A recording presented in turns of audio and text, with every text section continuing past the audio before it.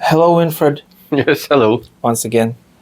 Um, Please, can you talk about a little bit of your presentation on the Commonwealth of World Chinatowns, maybe, and the campus enterprise? What is this and why did you start it? And will you talk about a little of the history of Malaysia and Singapore? What role it played in the history of mankind, China and the ASEAN countries? The last time you told me there were so many interesting facts. After hearing this, I think we should rewrite history. Yeah, we have to research Yeah. before we can rewrite. And talk about all the directions, the frontiers that you explore in the CWC. So anything which you would like to start with? Okay, Please go ahead. So the CWC Enterprise Campus is a catch-all, meaning the Commonwealth of World Chinatowns, when the group of people met in Penang in July, there were many ideas that was brought forth, which was labeled as fringe by a few others who joined us, about 60 altogether. And we felt that we need to organize it after the event of the various ideas, including art and culture, and how to put everything together. And one of the key drivers of the CWC project, CWC stands for Commonwealth of World Chinatowns, is the idea of higher learning, the concept of higher learning, the university. Is it still as a current model relevant? And I think there are questions about it today by many groups, principally because that many graduates, many students, and they go for very costly university degrees. They come out and they are unable to find jobs. And they are then straddled with a huge debt, student loans, or their family is. And at the end, is this the way to go for humanity? So we felt that because we're exploring frontier knowledge, that at the same time we might have to review the concept of a university. So at first, the idea was for a new Asia university, but that later morphed into the Enterprise Campus. So the Enterprise Campus is visualized by the architect, pioneering architect and public intellectual of Singapore, Professor Tay Keng Soon, as a circular village of learning, about 1 kilometer square. And well, I dub it Atlantis, even though Keng Soon doesn't believe that there are ancient civilizations. However, his design reminds me of what is often depicted as the fabled city of Atlantis. And so he retorted that, well, weren't they highly advanced scientifically and morally, intellectually? And yeah, so it is. So, well, okay, he's happy that I equate his design with the Atlantis city. So the idea then went further forward in the last few months since July, where we felt that we need to start first the software, so to speak, meaning create the activities under the several different projects. So at first it was called the action groups for each project, and the one of the action group is in ancient civilization of Southeast Asia, which Professor Danny Hillman, Nata Widjaja, is taking a leading role. And so we have decided on a name, and we have taken it one step beyond just a project into an institute. So now we have something called the Archeometry Research Center that's based in Indonesia, headed by Professor Danny Natawijaja. Now, Professor Danny is well known in the field of ancient civilizations because he appeared in a documentary series as well as in some interviews with someone called Graham Hancock. He was also in a very popular sci-fi series, Ancient Aliens, where some of the hypothesis posited is that the aliens were responsible for ancient civilizations, including Gunung Padang. But Professor Danny and his group are very serious scientists. Professor Danny got his PhD from Caltech, and he's the top geologist in Indonesia working for the government, and his role is to predict earthquakes. So when he went to Gunung Padang in the early 2000s, I think it was 2010, he realized that this site, which was deemed as a holy site by the locals, is in fact man-made. And then when he used technology to look deeper into the sites, he realized that it is firstly a pyramid that's in ruins, and it's old. I think the top pyramid is about 4,000 years old. But when he went down deeper, he found a second layer, which is also a pyramid, but older. And in his published paper together with his colleagues, I think they estimated the second pyramid to be about 8,000 years. And when they went even deeper, they found a third pyramid. And this one is the oldest. It is thought to be older than 25,000 years, perhaps 28,000 years, which would make this pyramid the oldest in the world by far.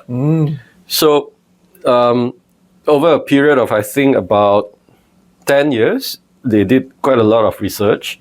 It became a very famous site because it was featured in the ancient civilization documentaries and Ancient Aliens and so on.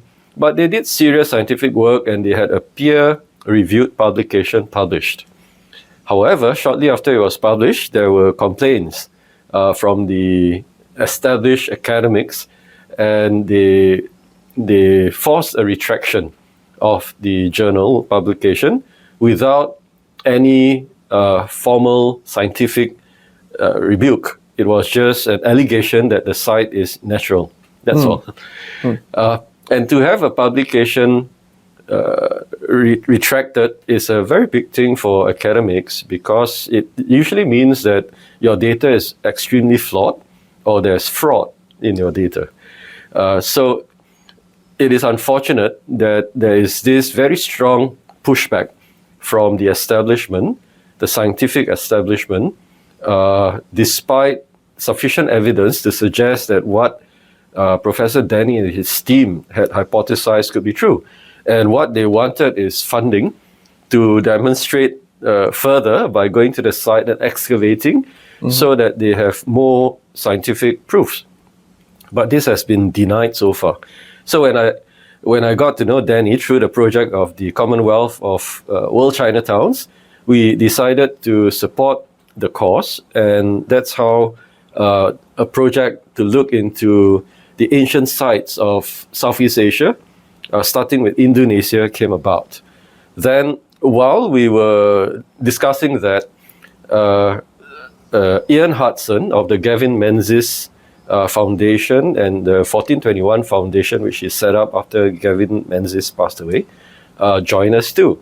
So Ian Hudson today is one of the co-partners, founding partners of this venture, and we hope that in the next 1 or 2 years we'll raise funds to do serious work in exploring the sites that Professor Danny and his team had identified in Indonesia, as was shown in the slides yesterday, where we showed Sulawesi with that boulders and big, almost like bowls, carved bowls, and megaliths and so on.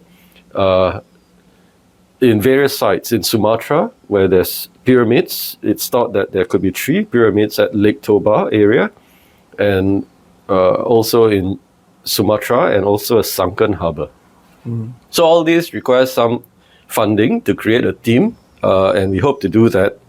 And when Ian Hudson joined us in this venture, it brings another dimension to human history, but more current, in the sense that Gavin Menzies had written about Admiral Cheng Ho, which is a known figure. There's no dispute that Admiral Cheng Ho had embarked on several journeys across the world, but the conventional idea is that he reached as far as Africa and no further. But Gavin Menzies suggested in his book 1421 that Cheng Ho's fleet had gone all the way to South America about 71 years before Columbus did. And he provided many evidence, many pieces of supposed facts, which he put together into this blockbuster book. As a result of that book, a lot more evidence came about from readers who felt that he is right, and then that gave rise to the second book, 1434, where Gavin Menzies suggested that it was the Ming Dynasty, Admiral Cheng Ho's fleet, that gave enough knowledge in the form of an encyclopedia to have sparked the Renaissance in Europe, the scientific revolution that led later on to the Industrial Revolution. So that is fascinating in its own, but that would overturn the established, accepted history of the last 500 years. And it is very vehemently blocked and denied by the establishment, again, just like what Professor Danny had experienced in his research, which is several millennia older than the more recent history of Cheng Ho. But because they both involved exploration and excavating sites, we decided that it will make sense to combine our efforts. And in the case of Cheng Ho, in order to find documentable proof, we need to go to a shipwreck. And there are at least two of the treasure fleet, the big ship, the treasure ship itself, that may have sunk. The one closer to us is in Perth. I think it's about 100 nautical miles out into the sea. We can see it submerged in the water, the shape of that boat. They're a very large ship. But the difficulty is in getting the necessary permit to research it. And aside from the fact that it's remote and it's costly. So we might have to do our own media program to promote the idea first and to look at all the current facts, because there are more that has come out since the two books by Gavin Menzies, and build up some form of support before we try to embark on an actual field research for Cheng Ho. Whereas the one for Gunung Padang, the sunken harbor, Lake Toba, Sulawesi, all this can be done quite quickly because Danny and his team are well placed in Indonesia to gain the right permits and support. It's just they can't get funding from official sources easily. So we want to support that. And that is the idea of a movement called the CWC to work on these projects that cannot easily get funding from the establishment. So when we look at the other projects that I mentioned yesterday, things like integrative medicine, it's also well known that integrative medicine is considered a pseudoscience by the establishment, conventional medicine. And it's very hard to get funding for quite a lot of the different treatments and therapies used by integrative doctors.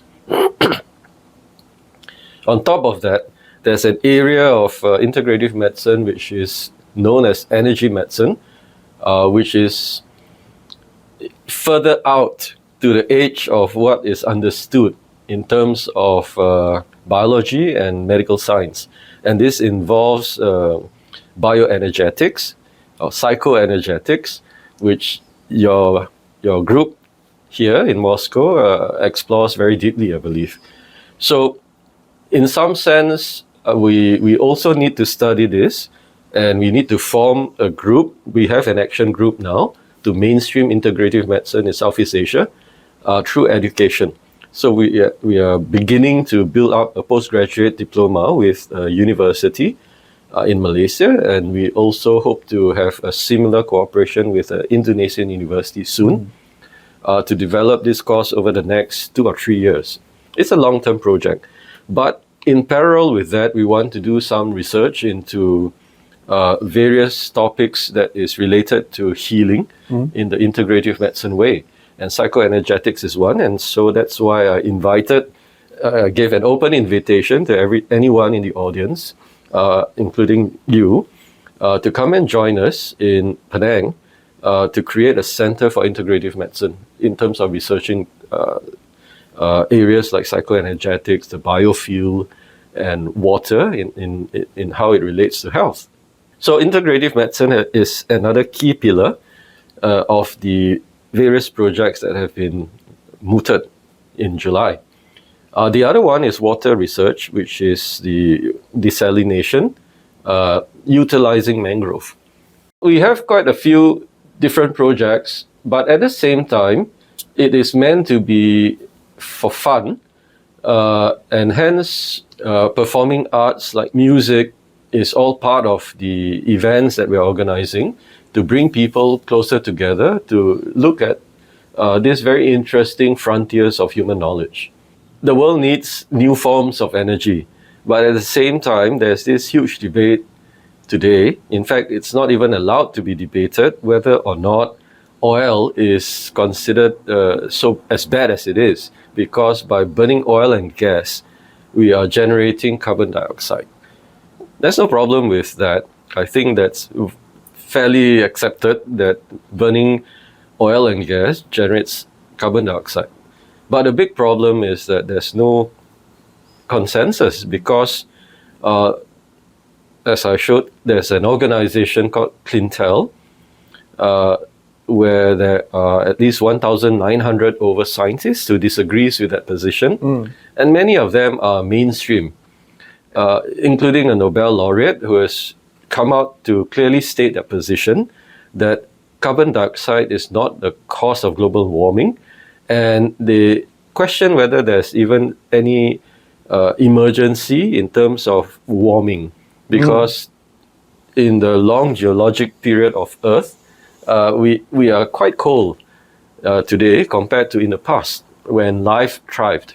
And also, we are at the lowest level of carbon dioxide today compared to when life was really thriving on Earth.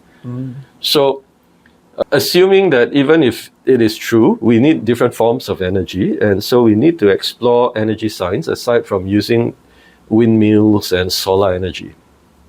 And there are probably other ways of getting energy from nature, which we won't need to go in right now.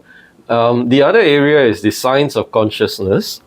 And so this is related to psychoenergetics, where we want to study things like telepathy, remote viewing, telekinesis, remote healing, and bring together the world's authorities in terms of scientific authorities to collectively share, document, research this knowledge from an Eastern perspective, because in the Eastern traditions, there's the knowledge of qi in the Chinese civilization, or prana from the Indian civilization.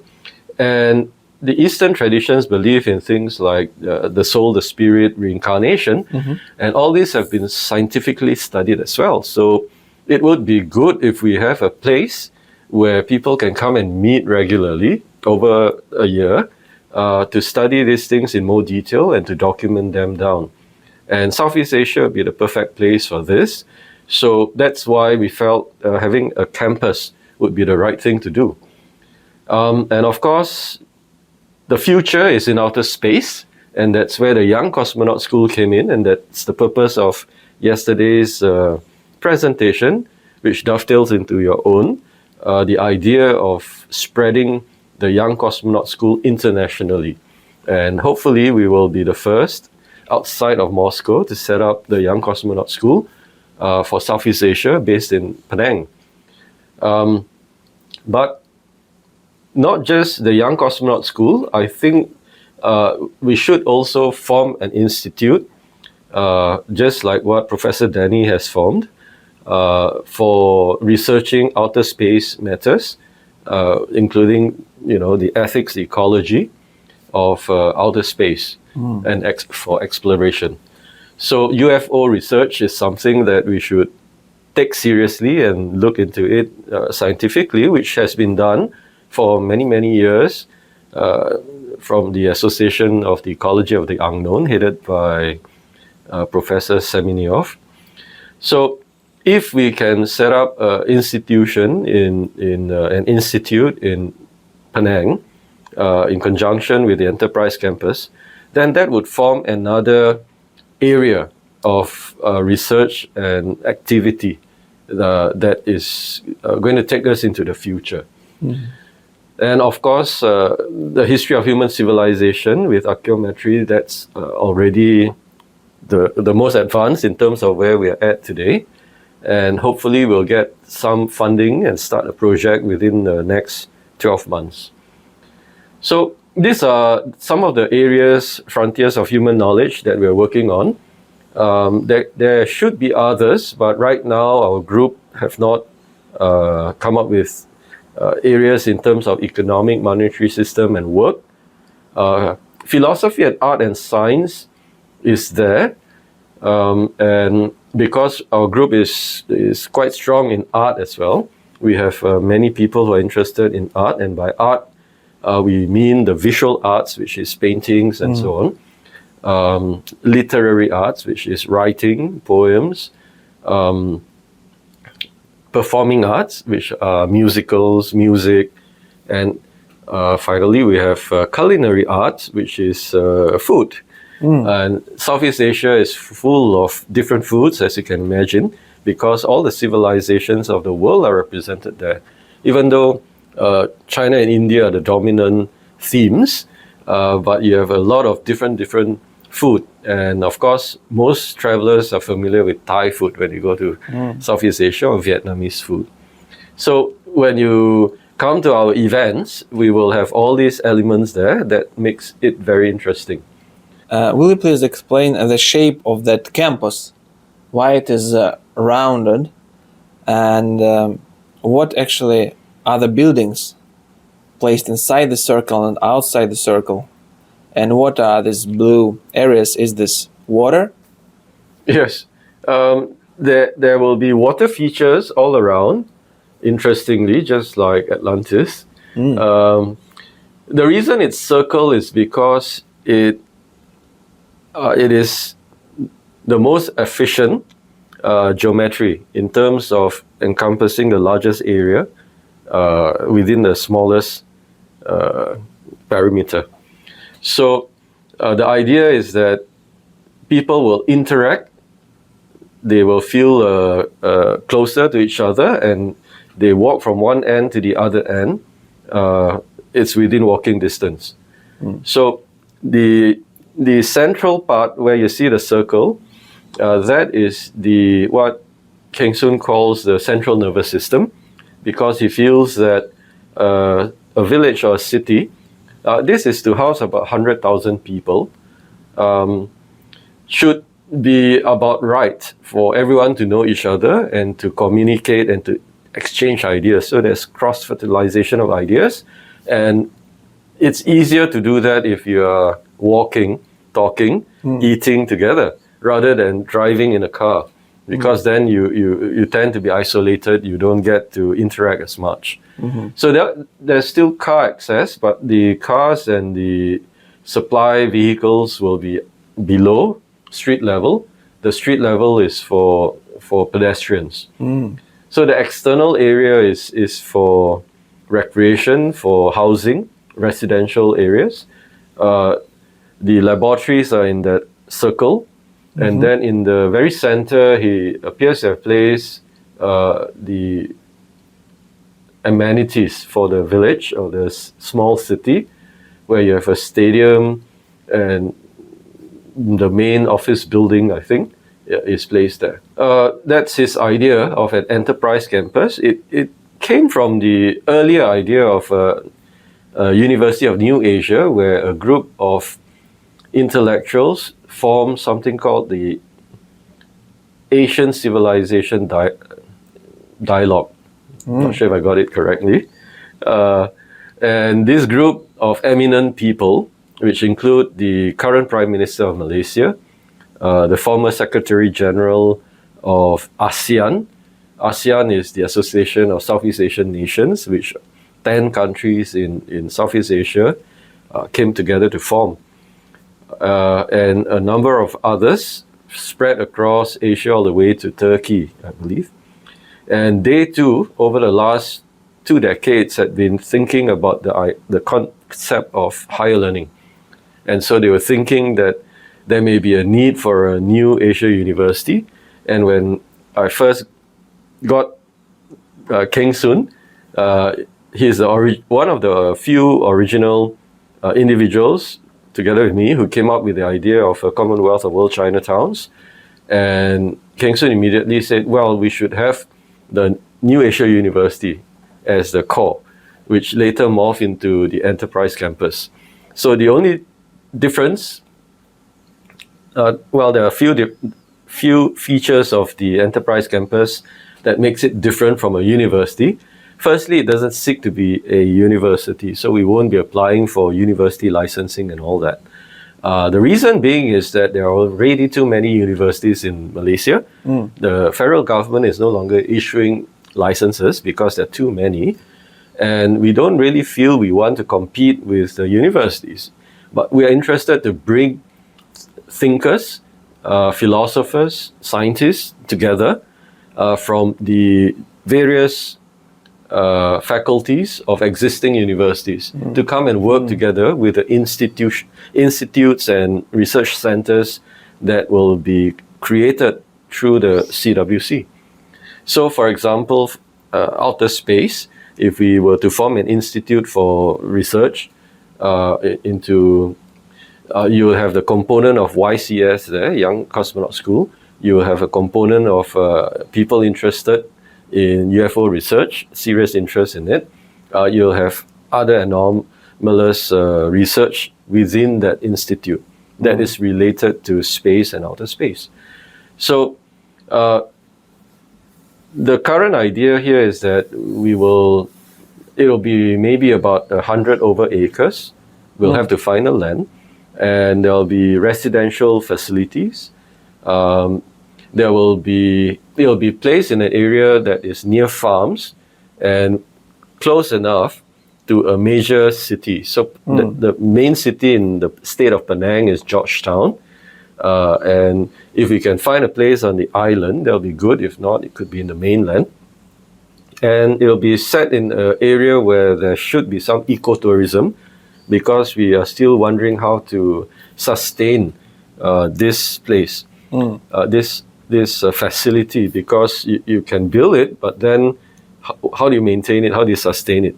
So the idea for enterprise is very important. That's why it's called enterprise. We hope to generate a lot of new businesses, new economic activities from the merging of new ideas from frontier human knowledge. And the concept is that once we have found the land and we have raised the capital, we'll develop the place, and donors can donate to have the right of use for the residential units. And they would that money that they pay will be put into an endowment fund that will allow for free lodging. So when students come and the academics, philosophers, thinkers, when they come and stay here, it'll be free of rent. But we may still need some sponsorship for maintenance, management of the facility. So it is envisioned to have a resort professionally run by hotel groups. There will be a butterfly park. Penang used to have the biggest butterfly park, but of course now there are bigger ones in the world. So we plan to work with the butterfly park to create a feature that is of interest, ecotourism, so that people can go and explore nature in Malaysia, in Penang. Maritime, they could go outside into the sea as well, since Penang is surrounded by the sea. So it'll be a resort, retreat, and learning center at the same time. So that's the idea of the enterprise campus for now. We think that it'll take us another 2 years at least to form a concrete concept. And only with that concept that is very clearly articulated will we be able to raise the necessary funding and then look for an ideal location to develop the project. So it's still a way to go. And hence the first step is to create the action group for the projects, which we have done in the last 2-3 months. And from the action group, we have now evolved into formalizing institutes like the Archeometry Research Center, ARC, the Integrative Medicine Institute, which has not been formalized yet. We are forming the holding company called the CWC New Asia Limited, so that limited, that company, that corporation will be able to have seed funding for us to begin our activities. So the first activity that we are doing is the launch of Emily the musical, which we are planning to do in 4 cities over the course of 12 months next year, starting with Singapore in April. Emily of Emerald Hill is Singapore's most famous play. It had been a monologue, that means one actor or actress playing Emily, the matriarch. And she's known as a Nyonya matriarch. A Nyonya is a culture that came out of Southeast Asia, Chinese, and it's the only group of Chinese outside of China who have created their own culture, and it's a mix of the Southeast Asian elements. So, Emily of Emerald Hill and the matriarch is a very popular, very famous story from Singapore. It's 40 years old. The writer, Stella Kon, has agreed to rewrite the script for this new musical that we're premiering, and it will be shown in April 27 in Singapore. So as we do the shows, we will also be doing fundraising and building our network all across Southeast Asia. Following Penang, we'll do one in Kuala Lumpur, one in Jakarta, and if there's still time in 2025, if not 26, we'll do another one in Bangkok. So that will cover the whole series of 6 cities, and if that is in great demand, then we'll go a bit further afield, maybe to Hong Kong, Manila, and Shanghai, perhaps. We are also hoping to have Russian music together with Chinese and Indian elements. Because Southeast Asia is very multicultural, multi-civilizational, in each of these destinations that we go, it'll be a half-day event at least.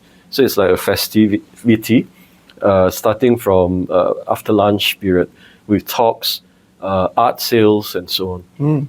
So that brings people together, and from having people working together, thinking together, we can solve problems together And that will bring about a new world civilization, hopefully, from Southeast Asia.